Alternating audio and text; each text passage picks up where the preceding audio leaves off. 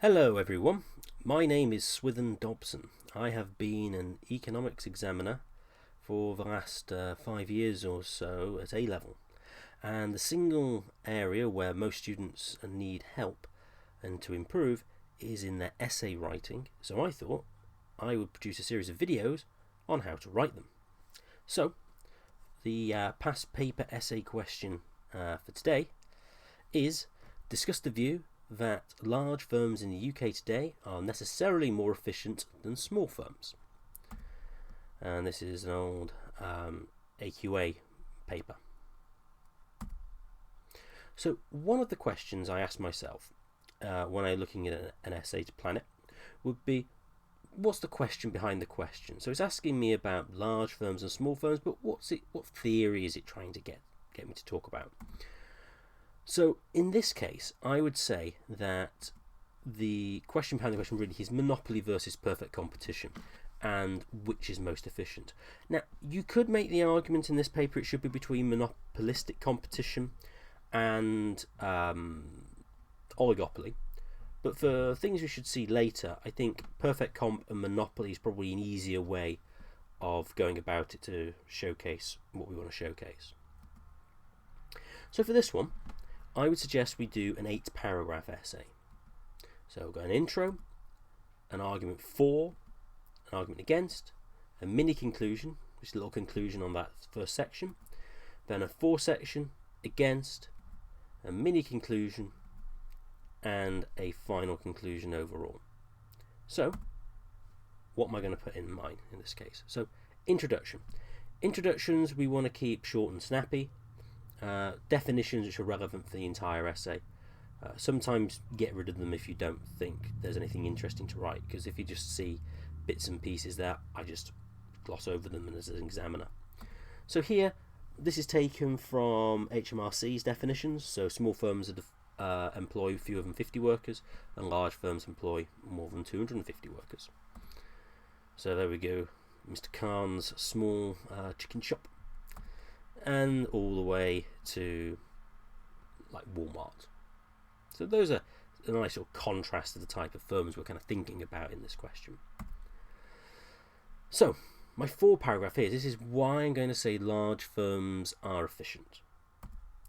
So the likely way I'm going to go about writing this is to say, well, large firms are likely to have a high market share, have high price making power, and so I can model them using monopoly. Don't just say, oh, large firms are monopolies, because that's not true necessarily. So we want to explain why we think they're a monopoly. And so we can use the good old monopoly diagram to illustrate this.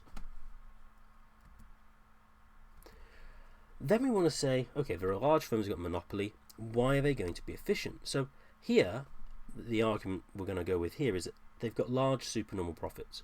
No firm can come in and compete with them easily, so they make high supernormal profits, which means they can invest in research and development, which means they can then improve their product. They can produce new products, or they can make the existing production process cheaper, and therefore become dynamically efficient.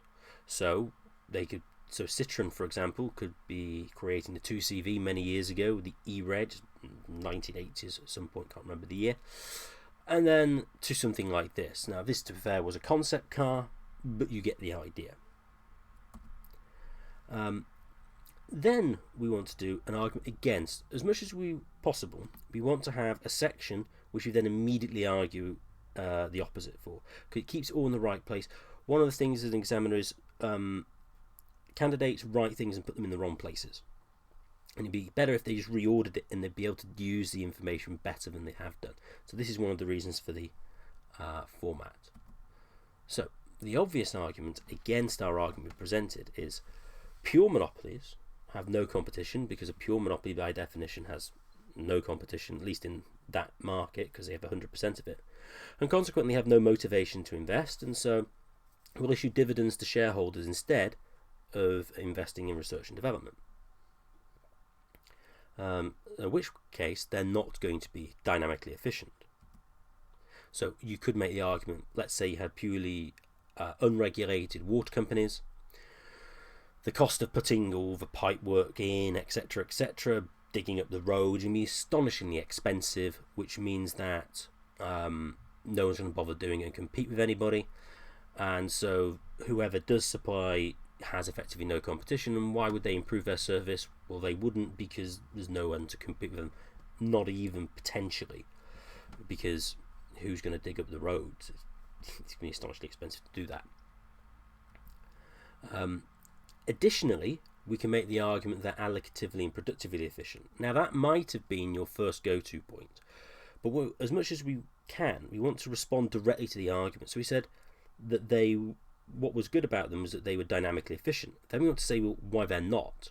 We don't just want to go, oh, what's bad about them is they're statically efficient. As much as we can, we want to say why they aren't what they're claimed to be in the first paragraph. It makes it more sort of argumentative, and it shows your analysis and evaluation better.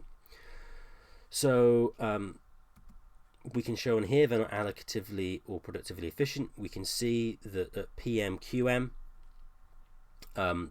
the average cost is higher than it would be if they produced at QC. You can see the bot where it cuts the AC curve, that bottom line given the supernormal profit area. And then we can see the triangular area is the allocatively inefficient area, because we've got deadweight loss, because the price is greater than the marginal cost. So PM is greater than PC, and PC is the price in sort of effectively perfect competition, which is also the marginal cost of that item. And if we don't do that, we underproduce and we cause deadweight loss. Then what we want to do in the mini conclusion is to say, on balance, do we think large firms are efficient? Now, the setup for this question is, are they necessarily more efficient than small firms, that is, large firms? But to determine whether a large firm is more efficient than a small firm, we need to kind of have an idea of how efficient large firms are on their own without any reference to any other firm, because otherwise we can't really compare them. This is the reason for this section, and also it means that we are evaluating throughout the essay, which means that if we happen to miss a conclusion, not write all of it, we've demonstrated good evaluation all the way through. So that's another advantage of doing it. So are they efficient? Well, what we can say is, yeah, okay, in the case of pure monopolies, they don't have any motivation, so they're not going to be efficient. I mean, that's a perfectly reasonable thing. So we can effectively agree here with our counter arguments, our against section.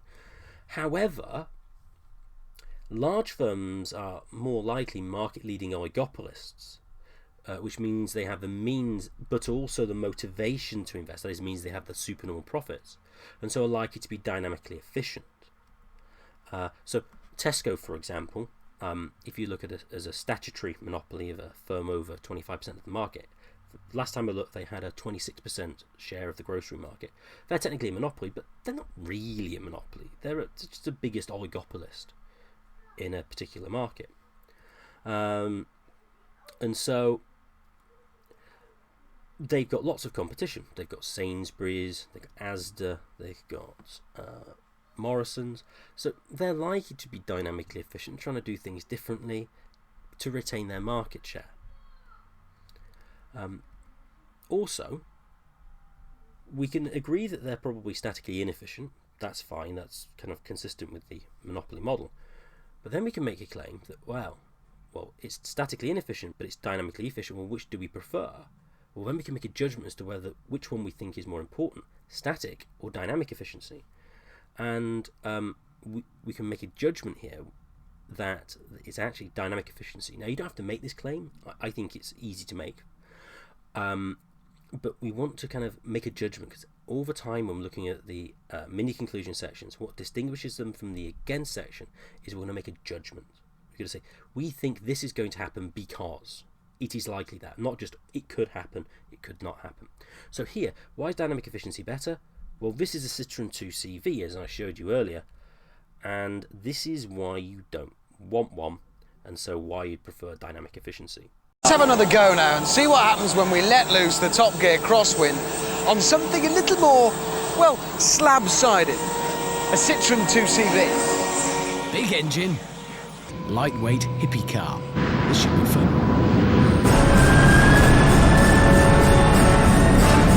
Okay, here we go again. The engines are up to 58,000 pounds of thrust. The car is released. And 3, 2, whoa, crikey! Yes, the 2CV really doesn't like crosswinds. Then we come to our next section. Our next section is our 4 sections to why small firms are efficient. So, what we can say is this: small firms, they're going to be price takers. And if they're price takers, well, the only market structure we do where anyone's a price taker is perfect competition. So we've got high levels of competition. Anthony Joshua there putting their big haymaker in. Large level of competition, and we've just got to take the market price. We've just got to take it. From Anthony Joshua is the market. We just got to take the hit, because if we don't operate in the way that the market wants us to, we can't survive. So because we are a price taker, we have a horizontal demand curve, and because we have a horizontal demand curve, we're allocatively efficient. So if we see here, industries on the right, the price is determined by supply and demand. That gives me price P1. No one will buy from me if I put it above P1, so I won't sell anything, and I wouldn't sell below that, which then means that, you know, I've just got this horizontal demand curve, which means the profit maximizing position, MCMR, is also the allocatively efficient position, AR equals MC, which means you don't get deadweight loss in the way that we did with the monopoly. And as I mentioned before, you know, perfect competition has lots of competition as well, and so if there's any inefficiencies, firms have to leave the market if they make losses. So in perfect competition, the firm must always satisfy the consumer, and so then you can make a generic claim that, you know, small firms are efficient. Fine. But then we've got the question, well, why might they not be efficient? So again, this is our against argument. Well, why not? Well, supernormal profits entice new entrants to the market, because remember, in perfect competition, there's no barriers to entry, so they can enter really quickly and easily. And so profits go to become normal, that is, they basically break even, which means the firm's funds for investment come from some supernormal profit which they've made in the short run, the owner's savings, or loans. Now that doesn't really give you as much funds and resources for investment in research and development than would a larger firm.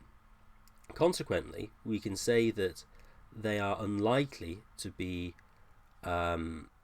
dynamically efficient because they don't have many funds to be so. Don't say that they won't be dynamically efficient at all because they have no funds at all, because they do have some, it's just they don't have very much. So then the question is, on balance, are they efficient?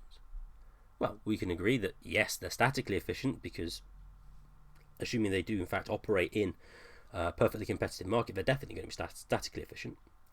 And they will have some dynamic efficiency, just may not be that much. So we could probably agree with that. But another way we could take it as well, though, to add something a little bit different into the conclusions. Remember, what we want to do in the conclusions, again, is do something a little bit different than we've done in the for and against sections. A lot of the time, you talk, you know, don't add anything new in the conclusion. Perfectly true if you're writing a book, but if you've got an essay, we want to add new things as we go. So it's always adding something new. So in principle, small firm, actually we recognise here, might not actually be in perfect competition. It could be a small firm, and it could be a monopoly in a niche market. And if it's in a niche market, then you know, it could just make large supernormal profits anyway, and therefore could be dynamically efficient. Whilst this is a chocolate market, Toac is in sort of a very niche market, because Toac is the most expensive chocolate in the world. They cost about $300 a bar, and yes, they're a small company. I don't think they're very large, but it's a niche market, so I'm pretty sure they're making some decent money out of that. So finally, we come to our final conclusion. are large firms in the UK today necessarily more efficient than small firms? The first thing we want to do is answer the question. And the crucial thing to point out here is this, the word necessarily. If we ever have a question which says, is something necessarily the case? In every circumstance I remember, it's always no, it's not. And this is what the examiner will be looking for to mark you out from other candidates, because it will show that you understand the question.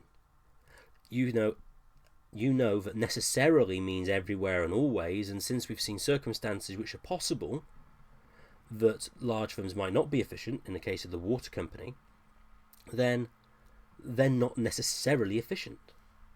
So we can answer the question that way. But then we can go on and to say, well, which one do you think is more likely to be efficient? The large firm or the small firm? So what we can say is, well, non-pure monopolies have the means and motivation to invest, and so therefore are going to be dynamically efficient. Fine. So we actually think, in most cases, large firms today in the UK, because they're really large oligopolists, are going to be dynamically efficient. And we can just repeat. Don't try and repeat as little as possible, but again, we can repeat. We said that dynamic efficiency is better than static efficiency. And we can say, yeah, small firms, low profits, low dynamic efficiency. But crucially, we can add in the final conclusion is, well, it might depend on the cost of research and development to determine whether or not a small firm could be efficient or not. So, for example, with social media sites, Facebook was started by Zuckerberg in, I can't remember which university it was out west, with a few of his friends. And they sort of created like a major social networking site. That clearly didn't cost that much because they wouldn't have had that much money to do it. So we can make this claim. And actually, in general, if you look at patents and who files for them, smaller companies tend to be more innovative in that sense. And in many cases, large firms buy them up to use the patents because they don't want to take the risks. Now, that goes against what we want to argue here, but it kind of shows that, in a sense, it doesn't matter what we argue, it's just how we go about arguing it. So, just some of my top tips as we go through. What we want to do is build chains of reasoning. When we're doing our 4 sections, we want to make them detailed. We want to add as many different parts to the argument as we can and make everything we think explicit. Don't think, oh, the examiner will know what I mean. Is that we might, but by showing it there, you're showing your analysis skills are very good. So whenever you write something, always ask, why is it the case? If you say, oh, a firm won't be efficient, just tell me why you don't think it will be efficient. Always ask why. Use examples, as I try to do throughout here. I've given you examples of different companies and different circumstances. By applying it to the question, it makes it more interesting for me as an examiner to mark. But by giving concrete examples, it makes it easier for you as a candidate to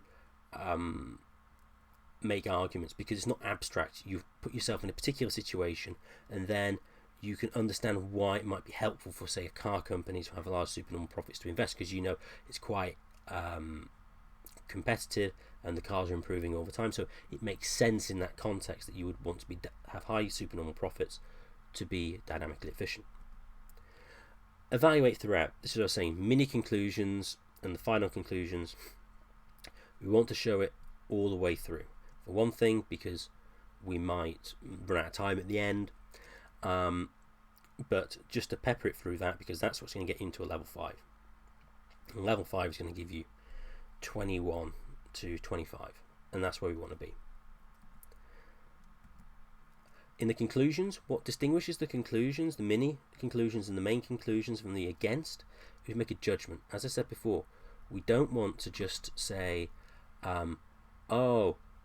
if the firm doesn't have any competition in the conclusion, then it's not going to be, the large firm isn't going to be efficient.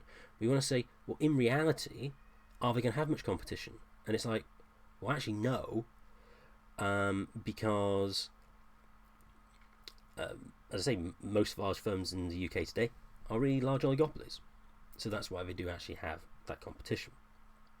So we always want to give reasons why one side of the for or against is correct.